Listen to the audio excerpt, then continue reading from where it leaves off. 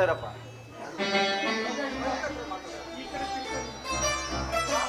ಛಾಯಾ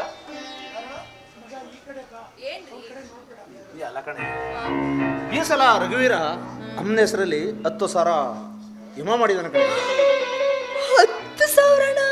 10,000ನೇ. ಈಗ ಏನೇ ಮಾಡೋದು?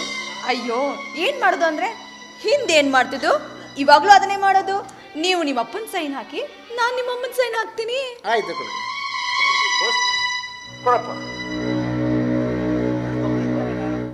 ಕೊಡಪ್ಪ, ನಾವು ಆಗ್ತಾ ಇದೀವಲ್ಲ.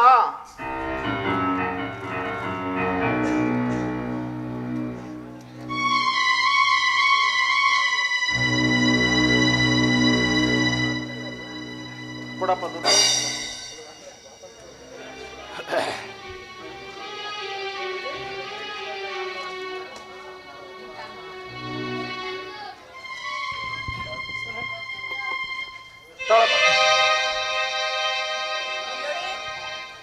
ಎಲ್ಲೂ ಬಾಯ್ ಬಿಡ್ಬಾರ್ದು.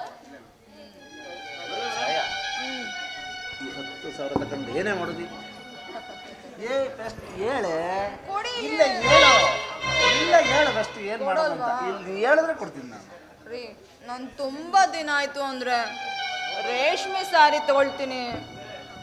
ನೀನು ರೇಷ್ಮೆ ಸಾರಿಗೆ ತೀರ 5,000 ಬೇಡ, ಇಬ್ರು ಆರ್ಡರ್ ತಗೊಂಡು ಹೋಗಿ. ನಿಮ್ಗೆ ನನ್ನ ಮೇಲೆ ಪ್ರೀತಿನೇ ಇಲ್ಲ.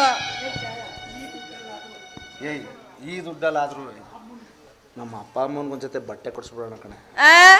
ಯಾಕೋ ನನ್ನ ಹಳ್ದಿರೋ ಅಥವಾ ಹರಿದಿರೋ 2 ಸೀರೆ ಇದಾವಲ್ಲ, ಅದನ್ನ ನಿಮ್ಮ ಅಮ್ಮಗ್ ಕೊಡಿ.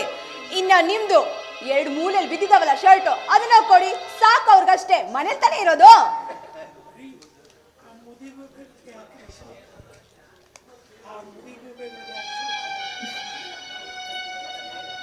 ಕೊಡ್ತೀರಾ ಇಲ್ವಾ? ಇನ್ನು ತಗೊಳ. ಈಗ ನನ್ನ ಪ್ರೀತಿ ಗಂಡ ಆದ್ರಿ ನೋಡಿ. ನಿಮ್ಮ ಅಪ್ಪ ಅಮ್ಮಗೆ ಏನು ಕೊಡಿಸ್ಲಿಲ್ಲ ಅಂತ ಬೇಜಾರಾಗಬೇಡಿ. ಆ ಮುದಿಗೂಬಿಗಳು ಮನೇಲೇ ಬಿದ್ದಿರ್ತವೆ. ಅವಕ್ಕೆ ಯಾಕ್ರಿ ಹೊಸ ಸೀರೆ ಹೊಸ ಬಟ್ಟೆ? ನೀವೇ ಯೋಚನೆ ಮಾಡಿ. ಆಯ್ತು, ಈ ಸೀರೆ ಕೊಡೋ ಸಂದರ್ಭದಲ್ಲಿ ನನ್ನ ಮನಸ್ಸನ್ನ ಸಂತೋಷ ಪಡಿಸ್ಕೊಡೆ. ನಾನಿರೋದೇ ಅದಕ್ಕೆ ಅಲ್ಲ. ಹಾಕಿ